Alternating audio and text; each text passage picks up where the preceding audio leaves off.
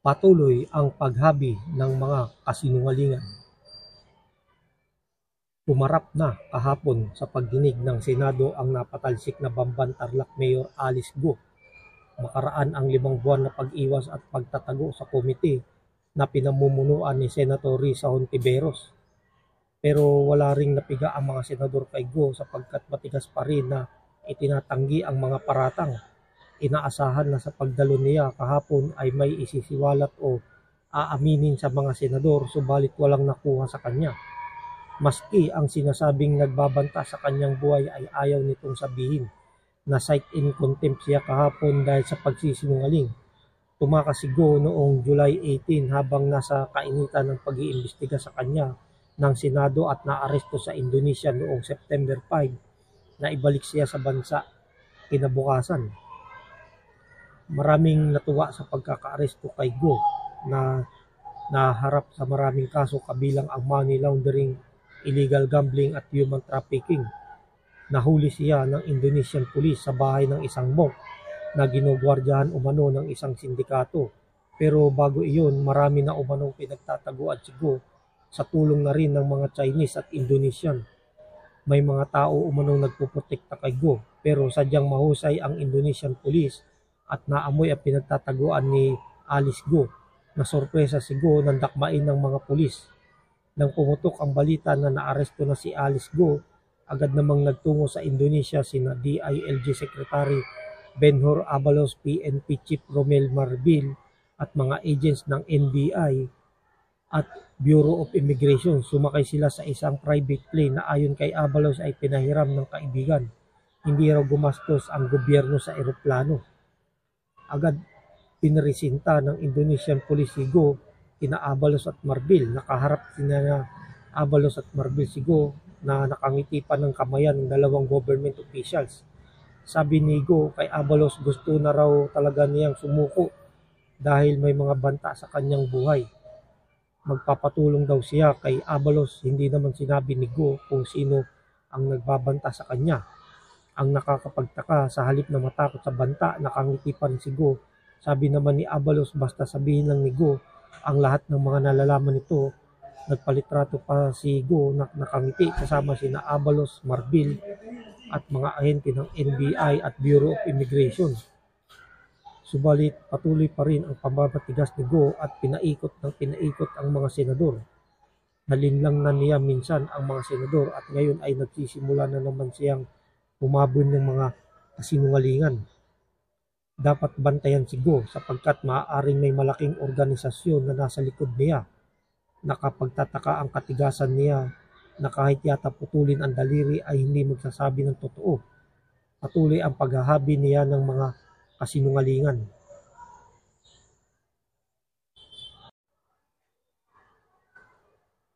Pogo, dami pa rin. May kaugnayan sa Philippine Offshore Gaming Operator o Pogo ang kontrobersyal na dating Bamban Tarlac Mayor Alice Go na tumakas sa bansa noong Hulyo pero nadakip sa Indonesia at naibalik na rin kahapon.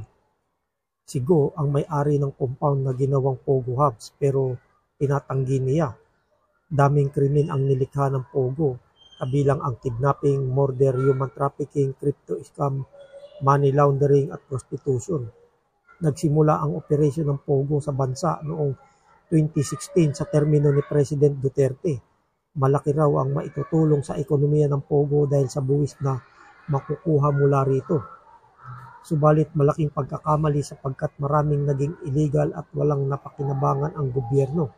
Naging inutil naman ang Philippine Amusement and Gaming Corporation o PAGCOR sa pagsulputan ng mga illegal Pogo.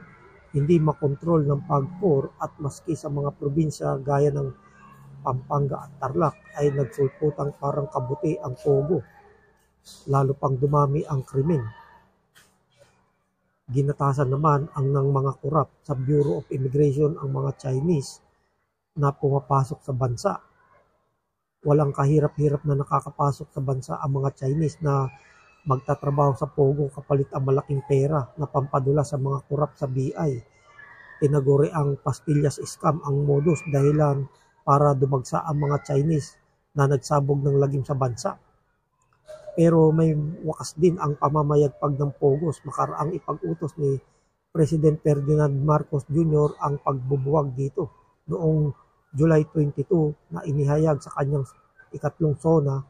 Kailangan nang itigil ang panggugulo nito sa ating lipunan at paglalapastangan sa ating bansa.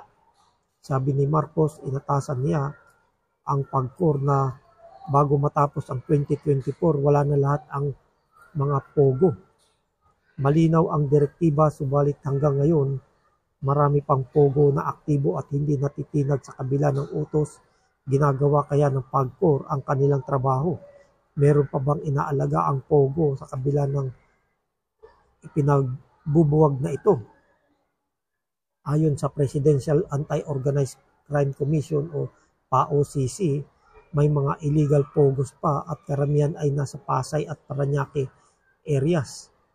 Ayon sa report, may pogos pa rin sa isang multinational village sa Parañaque kung saan nagre-renta ng bahay ang mga Chinese. Tinatayang nasa 12,000 dayuhan. Karamihan ay Chinese ang nagre-renta sa mga bahay sa nasabing subdivision, pero sinabi naman ng homeowners doon na bumaba na ang ibang mga nangungupahang dayuhan. Maliwanag ang kautusan na bawal na ang pogo. Walang maiiwan, ipatupad ito at pangunahan ng pagkor. Tama na ang kasamaang dinulot nito sa bansa.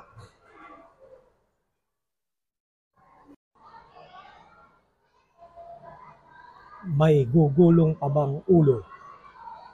Ipinangako noon ni President Ferdinand Marcos Jr. na may gugulong na ulo sa pagtakas ni dating Bamban Tarlac Mayor Alice Go.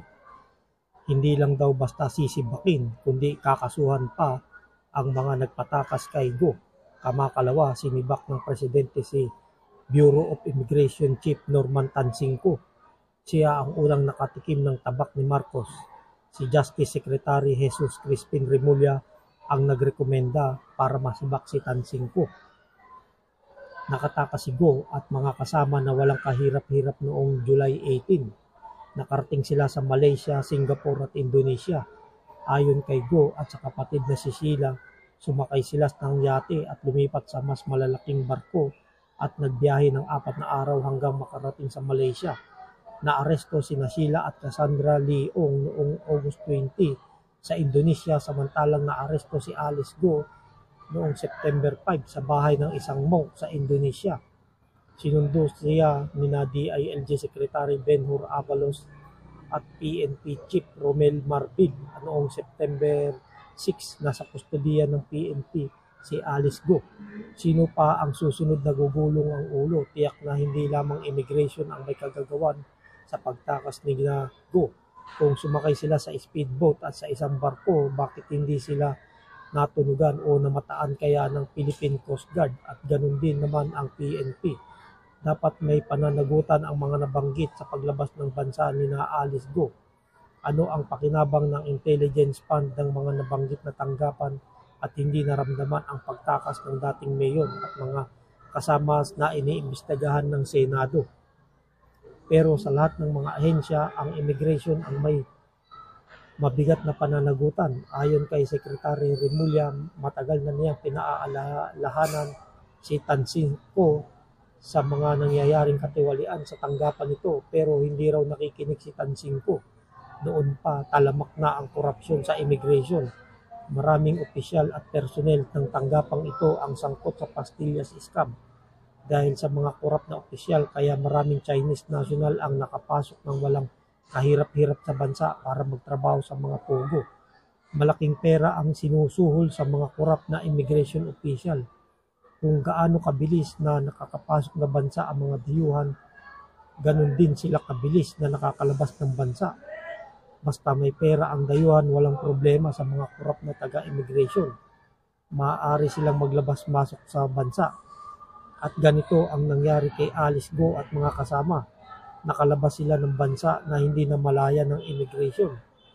Ngayong may gumulong na ulo sa nasabing tanggapan, sino pa ang susunod at kakasuhan ba ang dating immigration chief?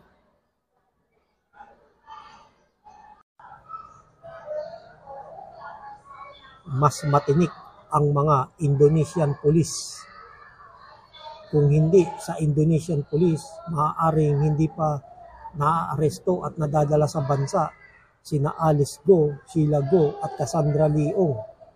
Unang naaresto ng Indonesian authorities sina Sheila at Cassandra noong August 20, samantalang naaresto si Alice Go noong Miyerkules, September 4. Sinundo si Alice Go ni na DILG Secretary Benhur Abalos at PNP Chief Romel Marbil. Masaya si Alice Go na nakuna ng picture kasama sina Abalos, Marbil at mga taga National Bureau of Investigation at Bureau of Immigration. Parang hindi tumakas sa batas ang sinibak na mayor ng Bamban, Tarlac. Mabuti na lang at matinik ang Indon Police. Nakatakas noong July 18 sina Alice Go at mga kasama at nagpalipat-lipat sa Malaysia, Indonesia at Singapore. Nang tanungin ng Senado si Sheila Go kung paano sila nakalabas ng bansa, sinabi nitong sumakay sila sa isang speedboat at lumipat sa mas malaking barko bago makarating sa Malaysia. Mula roon, nagpalipat-lipat sila sa iba pang bansa. Ngayong naaresto na si Alice Go, maaaring magkaroon na ng linaw kung paano sila nakalabas ng bansa at kung sino ang mga taong tumulong sa kanila. Duda ang mga mambabata sa mga sinasabi ni Sheila Go na sasakyan dagat lamang ang ginamit nila. Sa dami raw ng pera ng mga ito, hindi nila ipagsasapalaran ang buhay na sumakay sa bangka. Tiniyak naman ni na Senator Risa Hontiveros at Sherwin Gatchalian na napagbabayaran ni na Alice Go at Sheila Go ang mga ginawang kasalanan. Maraming kakaharaping kaso ang dalawa kabilang ang money laundering, human trafficking at operasyon ng illegal pogos. Maaari silang makulong ng mahigit 100 taon. Sa pagkakaaresto ng Indonesian police sa tatlo, napatunayan na mas epektibo ang pangangalap ng intelligence ng Indonesian authorities kaysa Pilipinas. Sa loob lamang ng maikling panahon ay nahuli sina Alice Go. Kung gaano sila kabilis na nakatakas sa Pilipinas, ay gayon din sila kabilis nadakip sa Indonesia. Nasubaybayan ang galaw ng tatlo at nadakip, hindi nabaybayan ng Indonesian police si Alice Go. Naging kahiyahiya naman ang PNP at Bureau of Immigration na natakasan ng mga personalidad na may mga kaso. Kakahiya na gumagala na sa ibang bansa sina Alice Go ay wala pang kaalam-alam ang PNP at BI. Inilihim pa ng BI sa Malacanang na kalabas na ng bansa sina Alice Go. Dapat formal na magpaabot ng pasasalamat ang Pilipinas sa Indonesia sa mabilis na pagkakahuli ni na Alice Go. Kung hindi sa kanilang patagang pagsusubaybay sa wanted na si Go, nakanganga pa rin ang PNP at BI hanggang ngayon. Hinihintay naman ng sambayanan ang pinangako ni President Ferdinand Marcos Jr. na may gugulong ng mga ulo sa pagkakatakas ni na Alice Go. Asan na?